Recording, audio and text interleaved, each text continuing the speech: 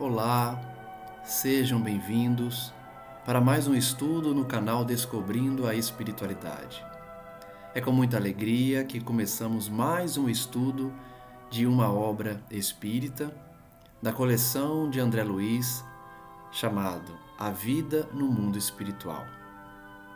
O livro Missionários da Luz é o terceiro livro dessa coleção e nós vamos passar aqui por toda a coleção.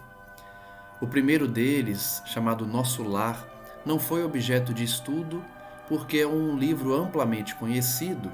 Eu fiz a opção de pular o primeiro livro, chamado Nosso Lar, e começar pelo livro Os Mensageiros, que já está disponível no canal, na playlist direcionada aos estudos das obras.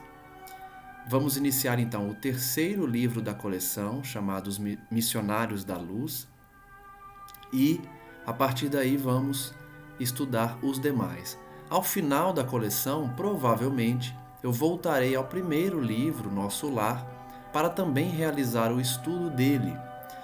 Não haverá prejuízo, porque a história ela não depende uma da outra e o Nosso Lar tem filme, é bem divulgado, então não há qualquer prejuízo, até porque os comentários feitos aqui fazem também referência aos acontecimentos de Nosso Lar. Vamos então iniciar o estudo com o primeiro vídeo do canal referente a essa obra. Aí na tela vocês já podem ver o livro Missionários da Luz, a capa, demonstrando aí a obra mediúnica de Chico Xavier e a coleção A Vida no Mundo Espiritual. Antes de iniciar o primeiro capítulo, vejamos o prefácio redigido por Emmanuel, chamado Ante os Tempos Novos. Enquanto a história relaciona a intervenção de fadas, referindo-se aos gênios tutelares, aos palácios ocultos e às maravilhas da floresta desconhecida, as crianças escutam atentas, estampando alegria e interesse no semblante feliz. Todavia, quando o narrador modifica a palavra, fixando-a nas realidades educativas, retrai-se a mente infantil, contrafeita, cansada. Não compreende a promessa da vida futura com seus trabalhos e responsabilidades. Emmanuel então destaca que toda história, quando tem a fantasia, as crianças se interessam. A partir do momento que essa história começa a dar lições, as crianças ficam desinteressadas. Ele fará então essa comparação, provavelmente, com os ensinos das obras espíritas, que muitas vezes as pessoas não têm mais interesse, a não ser pelo fenômeno, pelas informações do mundo espiritual consideradas fantásticas. Os corações ainda tenros amam o sonho, aguardam heroísmo fácil, estimam o menor esforço, não entendem de pronto o labor divino da perfeição eterna e, por isso, afastam-se do ensinamento real, admirados, espantadiços. Então ele está confirmando aí o que já tinha dito no parágrafo anterior em relação ao desestímulo que causa a algumas pessoas o fato das lições estarem contidas nessas histórias. As pessoas querem o maravilhoso, a fantasia. A vida, porém, espera-os com as suas leis imutáveis e revela-lhes a verdade, gradativamente, sem ruídos espetaculares, com serenidade de mãe. Então ele demonstra que mesmo que as pessoas fiquem desinteressadas pelo aprendizado, a vida tratará de ensinar, como uma mãe carinhosa ensina os seus filhos. As páginas de André Luiz recordam essa imagem. Enquanto os espíritos sábios e benevolentes trazem a visão celeste, alargando o campo das esperanças humanas, todos os companheiros encarnados nos ouvem estáticos, venturosos. É a consolação sublime e o conforto desejado. Congregam-se os corações para receber as mensagens do céu. Mas se os emissários do plano superior revelam alguns ângulos da vida espiritual, falando-lhes do trabalho, do esforço próprio, da responsabilidade pessoal, da luta edificante, do estudo necessário, do autoaperfeiçoamento, não ocultam a desagradável impressão. Percebam que Emmanuel está puxando a nossa orelha, está chamando a atenção, está, nas palavras das Escrituras, admoestando-nos. Por quê? Porque as obras de André Luiz trouxeram muitas discussões. A gente falou isso aqui nos outros estudos. Existe aí uma corrente no movimento espírita, se assim a gente pode se referir. Muitas pessoas que consideram André Luiz um espírito que não trouxe verdades em alguns pontos. E aí vem novamente Emmanuel defender André Luiz, como ele sempre fez. Eu sempre digo que questionar André Luiz é questionar a mediunidade de Chico Xavier. E além disso, é questionar o patamar evolutivo de Emmanuel, porque ele escreve o prefácio, ele coordena a obra, ele auxilia na redação, na formatação da obra. Então pensar que André Luiz enganou Chico Xavier e enganou Emmanuel é desconsiderar a contribuição de Emmanuel para o movimento espírita e do Chico Xavier, que demonstrou uma mediunidade santificada. Então eu não estou dizendo aqui para adorarmos a figura de André Luiz, nem fecharmos os olhos para aquilo que eventualmente possa entrar em contradição com a doutrina espírita. Até porque Allan Kardec nos ensinou isso. Sempre questionar quando a informação não coaduna com o núcleo fundamental da doutrina. Porém, apesar de não defendermos essa idolatria à figura de André Luiz, nós, por outro lado, não podemos acusá-lo indevidamente.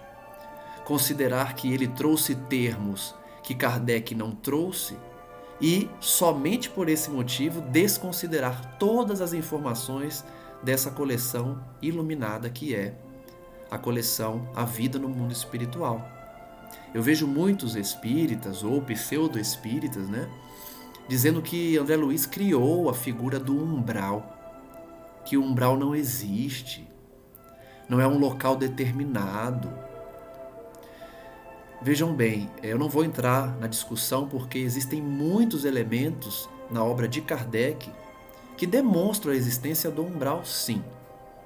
Mas a questão não é essa, a questão é que Emmanuel vem trazer essa defensiva para André Luiz, demonstrando que as informações trazidas podem trazer uma impressão desagradável para algumas pessoas, mas isso não significa que são contrárias à verdade.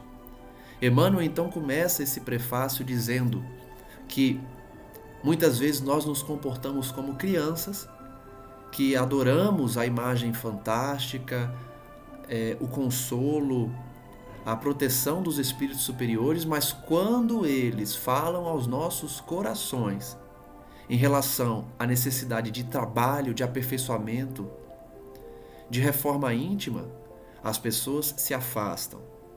As pessoas não querem mais estudar. Vejam que ele diz aí da necessidade do estudo. Ele chama o estudo necessário. O que a gente propõe aqui no canal é esse estudo diário.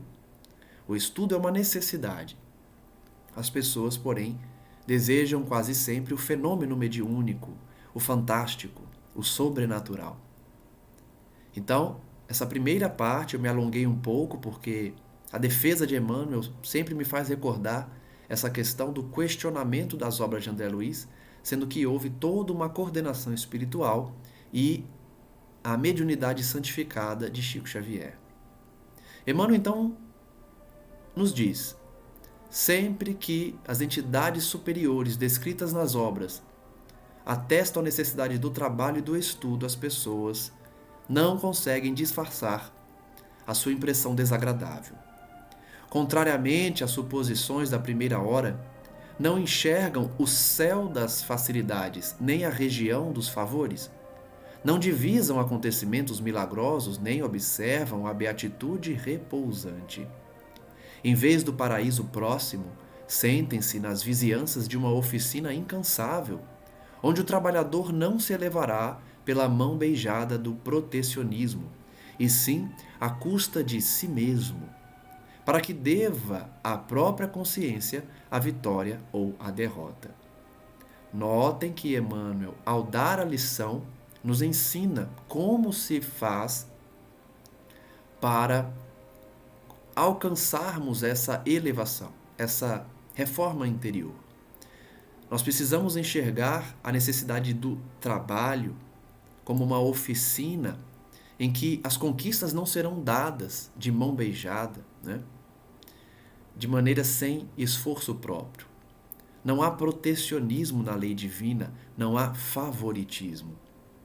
É necessário o esforço próprio. A evolução será alcançada à custa de si mesmo, do indivíduo. Ele prossegue, essas pessoas então percebem a lei imperecível que estabelece o controle da vida em nome do Eterno, sem falsos julgamentos. Compreendem que as praias de beleza divina e os palácios encantados da paz aguardam o espírito em outros continentes vibratórios do universo. Olha que palavreado bonito para falar das muitas moradas na casa do Pai. Emmanuel trata dos diversos continentes vibratórios do universo. O Espiritismo também tem essa função de trazer essas informações que demonstram a perfeição da lei divina e, além disso, a grandiosidade do universo com a pluralidade dos mundos.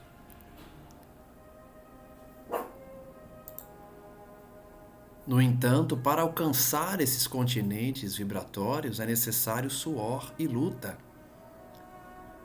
Ele diz, reconhecendo, no entanto, que lhes compete suar e lutar, esforçar-se e aprimorar-se por alcançá-los, bracejando no imenso mar das experiências.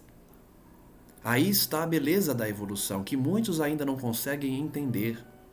Consideram Deus como alguém que brinca com as nossas vidas, obrigando-nos a sofrer, a trilhar um caminho evolutivo desgastante, cansativo, mas a promessa da recompensa futura, seja na vida espiritual, seja na evolução, em que atingiremos altos estágios da vida espiritual, é condizente com as leis divinas e a sabedoria do Criador.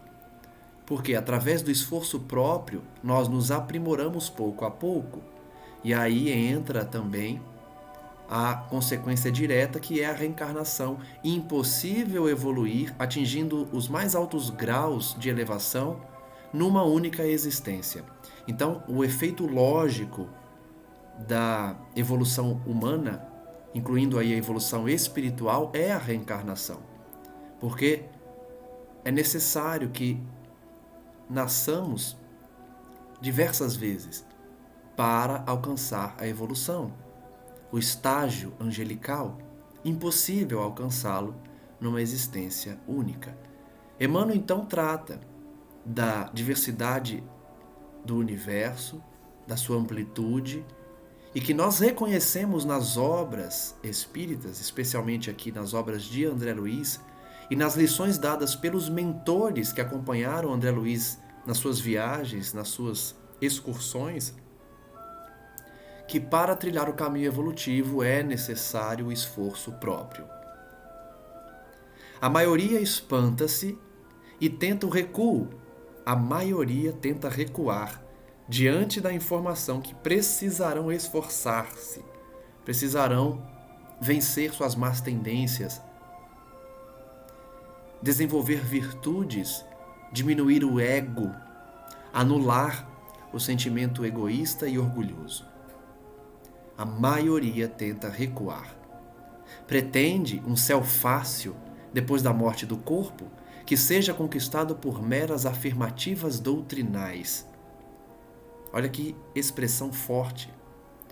A maioria espera um céu fácil, ou seja, vive da forma que quer na Terra, quando está próximo da morte, se confessa a um padre, a um pastor, a um dirigente, a um doutrinador e acha que com isso ganhará o céu.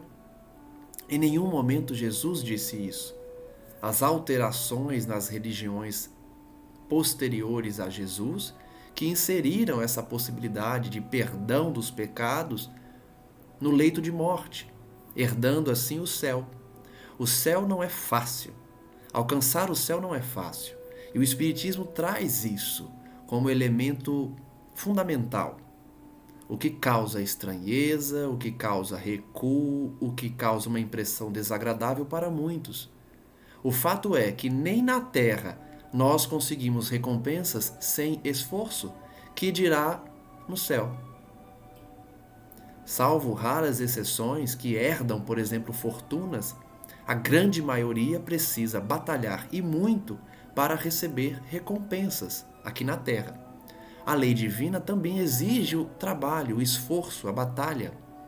Não é igual à batalha vivida na terra porque Deus é misericordioso, Deus é bondoso, nos permite diluir as nossas faltas em diversas experiências terrenas, ao invés de respondê-las de uma vez só, o que causaria certamente um caos no mundo, porque se nós todos tivéssemos que expiar o que devemos numa existência única, o mundo só teria deficientes, pessoas que não conseguiriam realizar atividades básicas, porque são muitas as dívidas.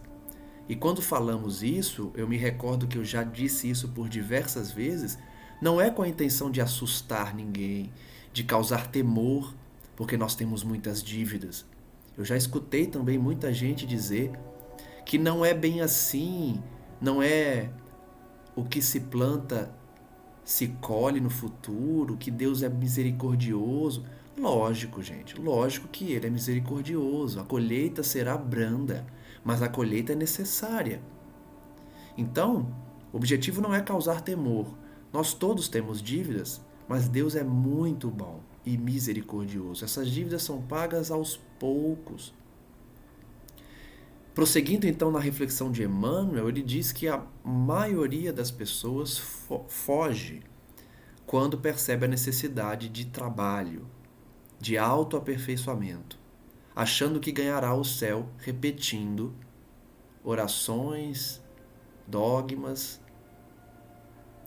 Ninguém, contudo, perturbará a lei divina. A verdade vencerá sempre e a vida eterna continuará ensinando devagarinho, com paciência maternal. Emmanuel traz de novo a figura materna, comparando com o tratamento que a vida nos dá. A lei divina nunca é perturbada, a verdade sempre aparece e a vida nos ensina devagar. Certa vez, numa situação pessoal, eu fiz alguns questionamentos para os meus mentores, para os espíritos que me acompanham, para Deus, e intuitivamente eu recebi uma resposta que eu guardo até hoje, em que foi dito: Deus não tem pressa. A ansiedade, toda essa vontade que temos de realizar rapidamente os nossos desejos, isso tudo é característica humana, imperfeita, nossa, portanto. Porque para Deus nada é feito às pressas. Emmanuel aqui já disse pela segunda vez que a vida ensina devagar, com paciência de mãe e, por que não, de pai, que é o nosso Criador. Portanto, Deus de fato não tem pressa. Nós iremos evoluir ao seu tempo, na medida em que avançamos voluntariamente e tomamos a decisão de abandonar o pecado, abandonar o erro, as faltas do passado e trilhar um caminho novo, um caminho sem mais desejar o mal, praticar o mal, passar ninguém para trás, enganar o outro, não é? Ao espiritismo cristão cabe atualmente no mundo grandiosa e sublime tarefa. Não basta definir-lhe as características veneráveis de consolador da humanidade. É preciso também revelar-lhe a feição de movimento libertador de consciências e corações. Vejam que Emmanuel expande a tarefa do Espiritismo. Nós sempre ouvimos que o Espiritismo é o consolador prometido por Jesus. Emmanuel está dizendo, não somente consolador, mas também movimento libertador de consciências e corações. O Espiritismo não vem somente consolar uma mãe que perdeu seu filho, momentaneamente, temporariamente, alguém que teve um revés financeiro, perdeu o emprego, que está acometido de alguma enfermidade. O Espiritismo não vem somente consolar os sofredores, vem também libertar consciências e corações. E essa libertação se dá a partir do momento que nós reconhecemos a grandeza de Deus nas suas leis, perfeitas, imutáveis, que não erram. E passamos então a tomar decisões para seguir essa lei, para não mais ofender a lei divina, porque nós somente sofremos por conta do ato voluntário de ofensa às leis divinas. O Espiritismo, portanto, vem libertar essas consciências, as nossas consciências. Emmanuel prossegue, a morte física não é o fim. É pura mudança de capítulo no livro da evolução e do aperfeiçoamento. Morrer é passar uma página no livro da vida e prossegui-la. Ao seu influxo, ninguém deve esperar soluções finais e definitivas, quando sabemos que 100 anos de atividade no mundo representam uma fração relativamente curta de tempo para qualquer edificação na vida eterna. Novamente, Emmanuel bate na tecla de que não há pressa na lei divina. Deus não tem pressa. 100 anos de trabalho na Terra é uma fração de segundo para a vida eterna. Ninguém deve esperar soluções finais e definitivas. A morte não existe. A morte é uma passagem. Nós prosseguimos. Infinito campo de serviço aguarda a dedicação dos trabalhadores da verdade e do bem. Trabalho não falta, aqui na terra e no mundo espiritual. Muitas pessoas vão dizer que não têm trabalho, não encontram um trabalho, não têm tempo, não podem se dedicar a um trabalho fraterno. Mas Emmanuel é claro ao dizer que o campo de serviço é infinito. Aguarda somente a boa vontade dos trabalhadores da verdade e do bem. Boa vontade, querer ajudar, querer mudar.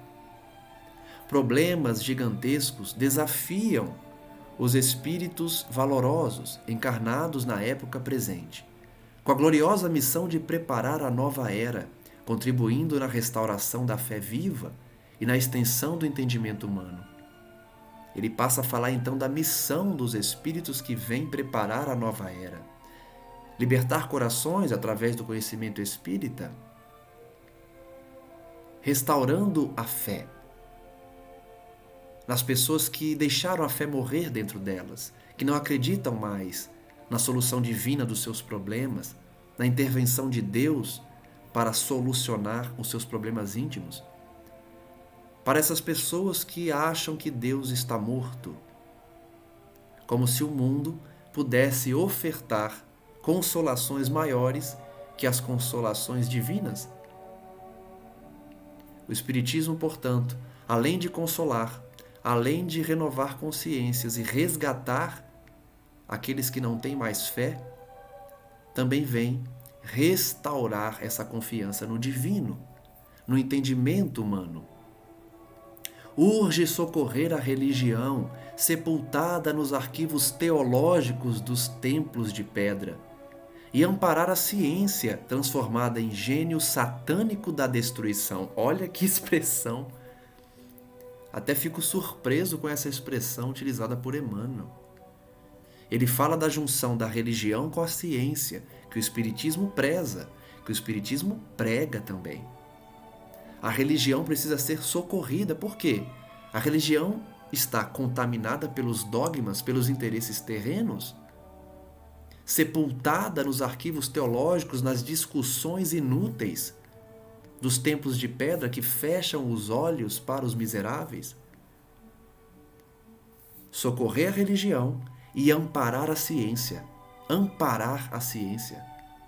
Uma ciência dominada pelo ateísmo, pela ausência de crença em Deus e, pior, se é que pode ser algo pior que não crer em Deus, né? Mas a desconsideração pela vida humana. Uma ciência que busca muitas vezes o lucro, o interesse financeiro, em detrimento da vida humana. Emmanuel está dizendo, não sou eu, não é o Lucas aqui que está falando, é Emmanuel. A ciência foi transformada em gênio satânico da destruição. Por que será que Emmanuel usou esse termo tão forte? Já que Kardec sempre pregou que a religião e a ciência devem andar de mãos dadas, unidas. Certamente porque Emmanuel conhece os liames, ali os detalhes da ciência, dos cientistas, das grandes empresas, dos conglomerados que usam a ciência para destruir, para pregar o aborto, a morte dos miseráveis, para vender drogas sob a justificativa de que são necessárias para a sobrevivência humana, mas na verdade visam somente o lucro dessas empresas. Então, logicamente, a ciência é essencial e o Espiritismo anda de mãos dadas com a ciência, não contradiz a ciência em nenhum ponto, pelo contrário, dá informações que a ciência vem confirmar logo depois ou anos depois.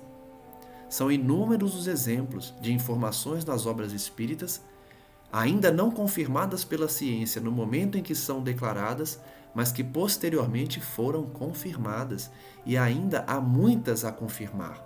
Inclusive, as obras de André Luiz estão recheadas de informações médicas, tecnológicas, científicas, que já foram confirmadas recentemente e que ainda serão confirmadas pela ciência. A espiritualidade vitoriosa percorre o mundo, regenerando-lhe as fontes morais, despertando a criatura no quadro realista de suas aquisições. Então vejam, a espiritualidade vitoriosa regenera as fontes morais e desperta a criatura no quadro de suas aquisições. Por isso que ao criar o canal, eu tive a intuição ou a ideia de colocar Descobrindo a Espiritualidade. Olha que coincidência interessante, né? Emmanuel está falando da espiritualidade que renova o mundo, que vem resgatar a criatura. Há chamamentos novos para o homem descrente. Chamamentos novos para o homem descrente. Aqueles que nos referimos há pouco, que perderam a fé, que não acreditam em Deus, que acham que o mundo é tocado pelo fatalismo, pela ausência de ordem divina e que o caos vige no universo, como se a lei do mais forte fosse a que define a relação entre as criaturas, não é? Então essas pessoas descrentes são o objeto do Espiritismo. O homem descrente do século XX é o objeto de chamamento, indicando-lhe horizontes mais vastos, a demonstrar-lhe que o espírito vive acima das civilizações que a guerra transforma ou consome na sua voracidade de dragão multimilenário. Horizontes mais vastos, através da espiritualidade, para demonstrar que a vida humana está acima das guerras que consomem, que transformam as sociedades e que nosso mundo estava tão habituado, ainda está. Nesse exato momento nós estamos vivendo também num cenário de guerra, graças a Deus não em nosso país, porém, em países que conhecemos, ainda que distantes. Ante os tempos novos, e considerando o esforço grandioso da renovação, requisita-se o concurso de todos os servidores fiéis da verdade e do bem, para que, antes de tudo, vivam a nova fé, melhorando-se e elevando-se cada um a caminho do mundo melhor, a fim de que a edificação do Cristo prevaleça sobre as meras palavras das ideologias brilhantes. Esse parágrafo basta por toda essa obra. Se todos seguíssemos esse parágrafo de Emmanuel, serviria toda a coleção de André Luiz. Vejam que ele fala da necessidade das pessoas que já querem o bem auxiliar nesse movimento, através da conduta diária, da reforma íntima, elevando-se cada um pelas experiências na Terra para a implantação de um mundo melhor, para que a edificação que o Cristo iniciou prevaleça sobre as ideologias brilhantes. Então, nesse momento que a gente vive, em que ideologias fazem parte, especialmente dos debates públicos, a gente precisa refletir sobre essas palavras de Emmanuel. A edificação do Cristo acima das ideologias, seja qual for. Sejam quais forem.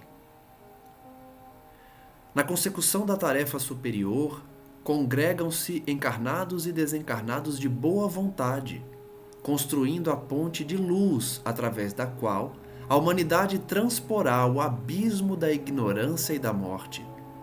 De novo, Emmanuel salienta a necessidade da boa vontade, do querer. Ninguém é servidor fiel do Cristo sem boa vontade. Então muitas pessoas querem somente colher as bênçãos dos céus e não realizar qualquer esforço. Se quer ter a boa vontade de trabalhar, de servir, à medida das suas possibilidades. A boa vontade é essencial para que trabalhadores na terra e no mundo espiritual construam uma ponte de luz, onde a humanidade atravessará essa ponte, passando por um abismo de ignorância e de morte. Olha que função importante, tanto do espiritismo quanto das pessoas de bem. Construir uma ponte que fará a humanidade inteira passar, vencendo a ignorância e a morte. É por esse motivo, leitor amigo, que André Luiz vem uma vez mais ao teu encontro para dizer-te algo do serviço divino dos missionários da luz, esclarecendo ainda que o homem é um espírito eterno, habitando temporariamente o templo vivo da carne terrestre. Olha que bonito. Emmanuel é claro, ele fez de propósito citar nominalmente André Luiz, dizer que ele vem trazer os missionários da luz para que nós ouçamos os seus conselhos. Muita gente que certamente não estudou com profundidade acusa André Luiz de trazer informações, sendo que as informações são dos mentores. São dos espíritos de luz que André Luiz conviveu e convive. Emmanuel faz questão de trazer a informação de que nessa obra, como em todas as obras de André Luiz, há a descrição do serviço missionário de espíritos elevados, que nos relembram da imortalidade da alma, de como é passageiro o momento em que vivemos na terra, na carne terrestre, que o perispírito não é um corpo de vaga neblina, e sim organização viva, a que se amoldam as células materiais. Emmanuel começa a dar os princípios básicos do espiritismo e aprofundar, porque muita gente confunde qual a propriedade do perispírito, de que é formado, achando que é uma nuvenzinha, uma neblina, sendo que o perispírito é uma constituição extremamente complexa, viva, com energia, com moléculas também de matéria, não tão condensada quanto o corpo físico, mas formado por matéria, já que tudo é energia, tudo em última instância é matéria, vai depender da sua condensação a ponto de se tornar energia, mas o perispírito não é uma neblina, uma nuvem, né? É viva, porque está ligada intrinsecamente com as células do corpo físico. E por isso, as expiações da forma que se apresentam. Já falei várias vezes aqui em vários estudos, não é? O exemplo que Kardec usa em sua obra. A chapa fotográfica, que era o objeto à época acessível a ele para explicar como se dá esse arquivamento das nossas atitudes, pensamentos e energia no nosso perispírito. Então, a semelhança de um fotógrafo que, ao apertar o botão da câmera, imprime na chapa fotográfica a imagem, o perispírito também grava, extrai, absorve as nossas atitudes, os nossos pensamentos, o nosso estilo de vida e arquiva no perispírito. E aí, quando reencarnamos, toda essa informação é vinculada ao corpo físico. Por isso que, quando a reencarnação vem recheada de expiações dolorosas, doenças ou qualquer alteração mínima no corpo físico, ainda que não percebidas por nós, é decorrente da ação do perispírito no corpo físico. Então o Espiritismo vem, especialmente na obra complementar que Emmanuel está fazendo referência aqui, nos relembrar da imortalidade da alma, que o perispírito não é uma vaga neblina, mas sim uma organização viva e que amolda, dita a forma das células materiais, que a alma em qualquer parte recebe segundo as suas criações individuais. Isso é muito importante, porque derruba aquela tese, aquele dogma de que filhos podem sofrer por conta das ações dos seus pais. Daquela ideia injusta de que, na lei de Talião, filhos sofram por atos exclusivos dos seus pais, por exemplo. O Espiritismo derruba isso. Porque as criações individuais que vão ditar a colheita de cada um. Vejam o que ele diz aí, cada um recebe segundo as suas criações individuais. E não há como interpretar de uma maneira diversa quando ele diz criação individual. É de cada um. E isso é muito bom, porque se não fosse assim, pessoas justas sofreriam por ações dos seus pais, dos seus irmãos, dos seus companheiros e companheiras, e isso é injusto. Que os laços do amor e do ódio nos acompanham em qualquer círculo da vida. Olha que expressão que dá esperança. Quem nos ama nos acompanhará, seja aqui na terra, seja no plano espiritual. Entes queridos que já se foram, companheiros que viveram conosco a vida inteira e agora estão no mundo espiritual, todos nos acompanham em qualquer instância. Valendo também para o ódio, não é? Porque nós sabemos que o ódio também se arrasta aí pelo plano espiritual após a morte, ocasionando as conhecidas obsessões. Que outras atividades são desempenhadas pela consciência encarnada, além da luta vulgar de cada dia? Ele está falando aí do desdobramento. Quando dormimos, realizamos outras atividades no mundo espiritual, além das atividades aqui da Terra quando estamos despertos.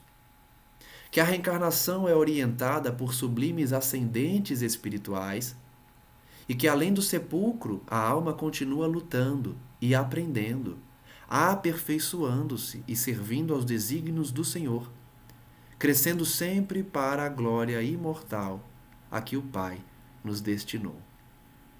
Ouçamos então Emmanuel, que é um ser tão elevado.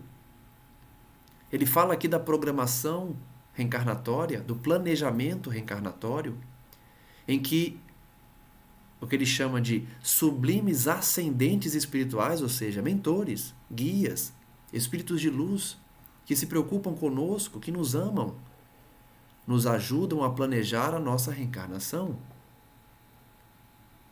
E que Deus nos espera, né? Sempre na glória imortal que Ele nos destinou. Depende somente de nós. Emmanuel, então, vai ser mais incisivo ainda. Se a leitura te assombra, se as afirmativas do mensageiro te parecem revolucionárias, recorre à oração e agradece ao Senhor o aprendizado. Eu me lembro muito bem que no estudo da primeira obra aqui do canal, que corresponde à segunda obra da coleção, chamado Os Mensageiros, Emmanuel também fez essa defesa e fez essa afirmação. Se a leitura te assombra, te assusta, ore. Porque você está precisando orar, né? Achar que as ideias de André Luiz são revolucionárias, você precisa de oração. Agradece a Deus a oportunidade de aprender. Eu lembro que comentei no estudo da obra Os Mensageiros que Emmanuel já sabia que as obras trariam certa polêmica. E aqui, na edição dessa terceira obra, certamente já havia essas discussões. Mas Emmanuel é claro. As informações que André Luiz traz são decorrentes da ação de espíritos nobres. Quem está assustado com o que André Luiz está dizendo, quem acha que não é bem assim, que André Luiz é um revolucionário, ore.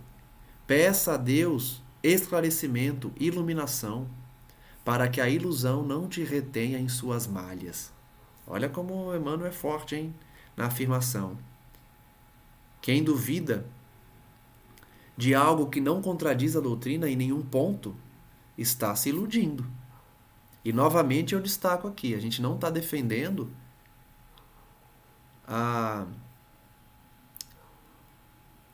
que devemos seguir cegamente o que está escrito, né?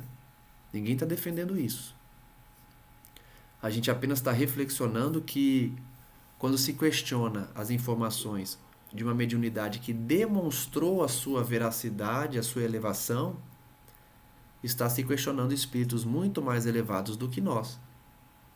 E não há problema nenhum em questionar. Mas o que acontece muito é ofensas, descrédito, redução de um espírito nobre como se fosse um espírito zombeteiro, um espírito rasteiro, mas que na verdade traz informações totalmente condizentes com as lições de Kardec. As pessoas que acusam André Luiz de trazer informações desconexas ou contraditórias é porque estão tendo uma interpretação equivocada da informação. O exemplo que eu dei no início foi sobre o umbral, que falam que foi uma criação de André Luiz.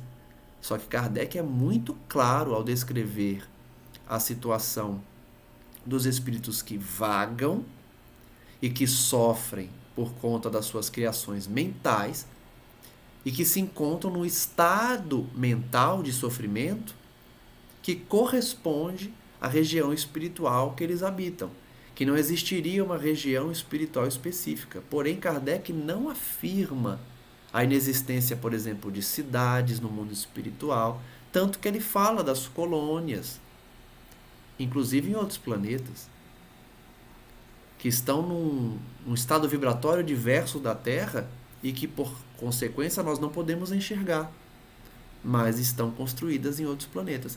Por que, então, duvidar que existem localidades no umbral, em regiões de sofrimento, que André Luiz, de fato, trouxe a expressão umbral, que é correspondente à região da porta, em que há sombra, né? É escura, e que é uma região de sofrimento, né? Kardec traz a definição da erraticidade, que na minha visão não tem qualquer contradição com a definição de umbral de André Luiz. Erraticidade é a condição momentânea do espírito. Ele está num estado de erraticidade. Não significa, não exclui que ele se encontra num local definido, por mais que a localidade no plano espiritual seja totalmente diferente do que nós entendemos aqui na Terra. Né? Quando explicam, por exemplo, que não há norte, sul, leste, oeste, em cima e embaixo, há uma diferenciação na localização, mas isso não exclui a ideia de que existem zonas inferiores localizadas nessas regiões. Vilas, cidades, aglomerações de espíritos. Eu me lembro muito bem que ao estudar esse tema, em que se questionava o André Luiz, porque era contraditório a Kardec, eu me recordo muito bem que Kardec falou sim das aglomerações de espíritos que se uniam pelo pensamento por terem a mesma postura na Terra, por terem os mesmos interesses no plano espiritual. Se atraem. E quando se atraem, formam comunidades. Enfim, esse é só um exemplo.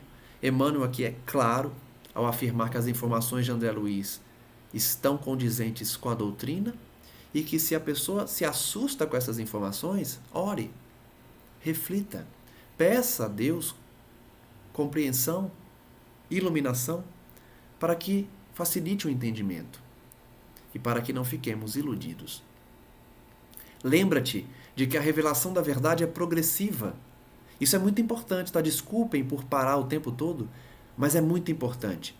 Isso aqui, essa frase. Lembra-te de que a revelação da verdade é progressiva. Por quê? Muita gente vai dizer que o que Kardec escreveu é o que vale, ponto final.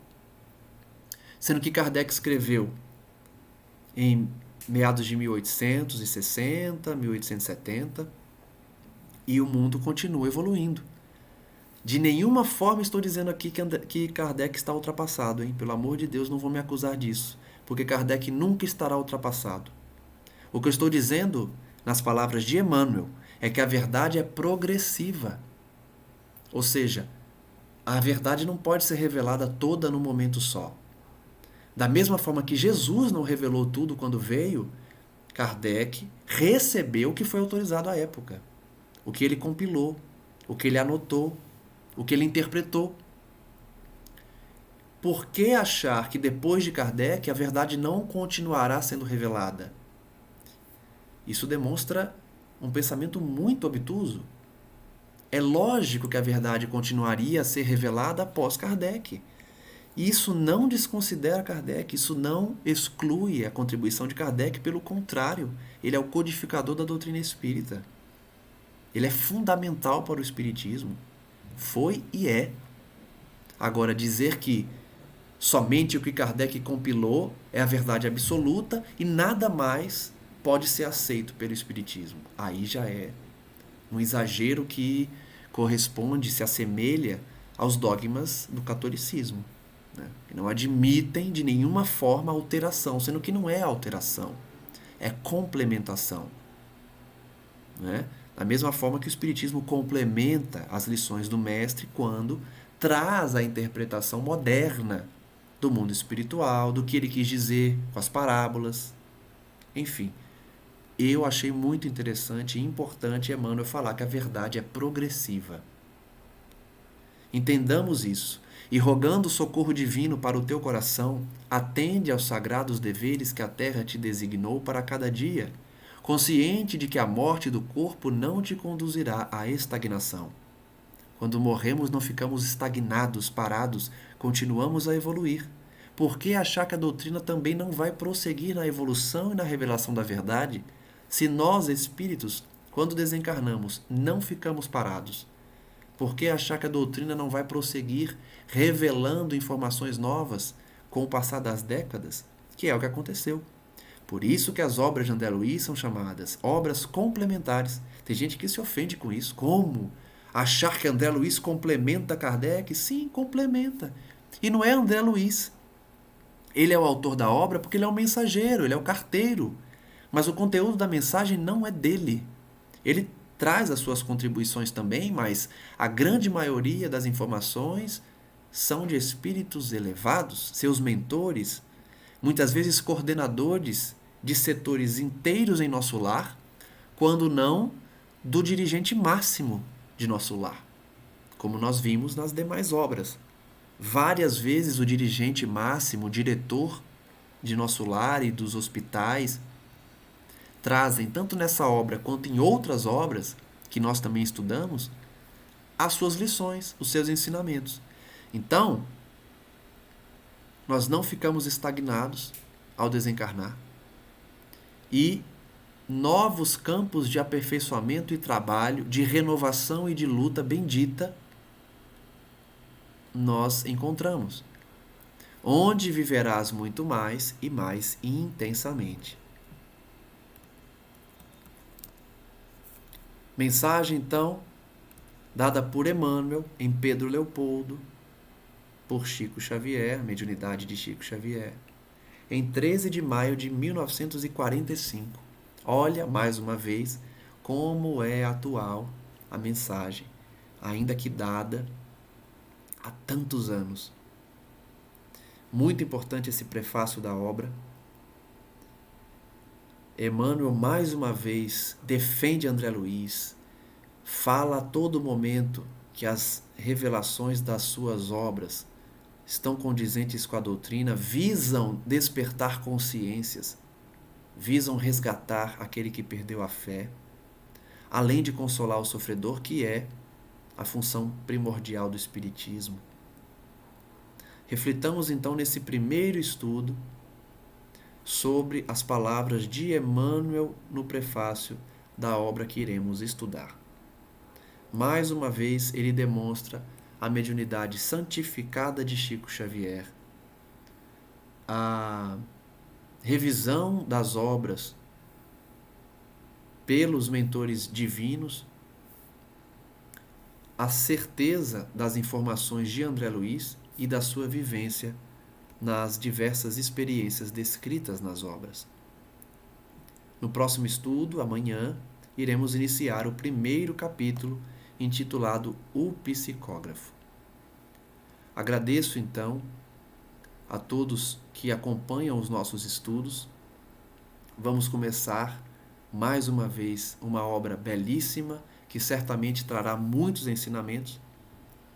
E, como sempre faço de costume, agradeço com uma oração ao final do estudo, a espiritualidade amiga aqui presente,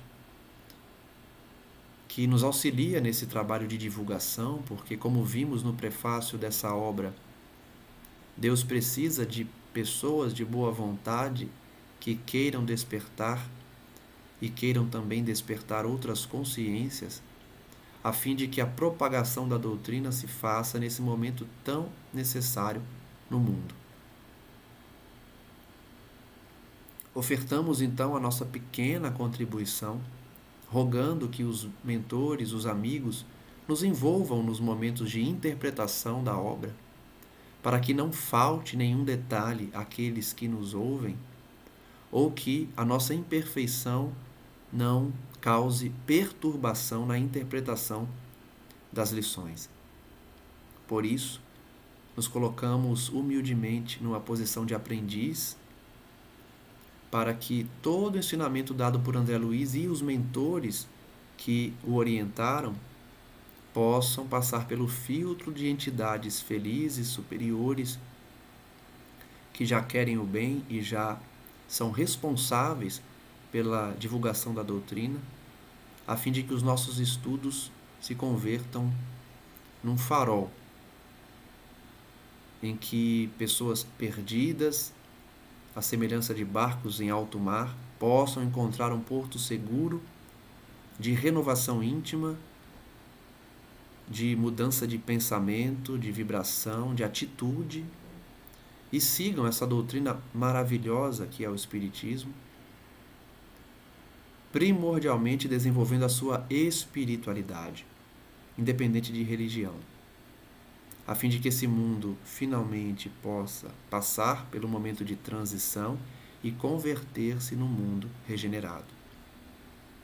Graças damos ao nosso Mestre Jesus acima de tudo, que Maria Santíssima possa prosseguir abençoando esse mundo inteiro, especialmente aos sofredores que decidiram extinguir a vida física prematuramente, e que os mentores de nosso lar, os responsáveis pela divulgação das obras de André Luiz, também possam participar conosco do estudo, na medida do possível, para que o núcleo essencial da mensagem seja preservado. Graças damos ao nosso Senhor Jesus hoje e sempre, e que assim seja. Obrigado mais uma vez e até o próximo encontro. Um forte abraço.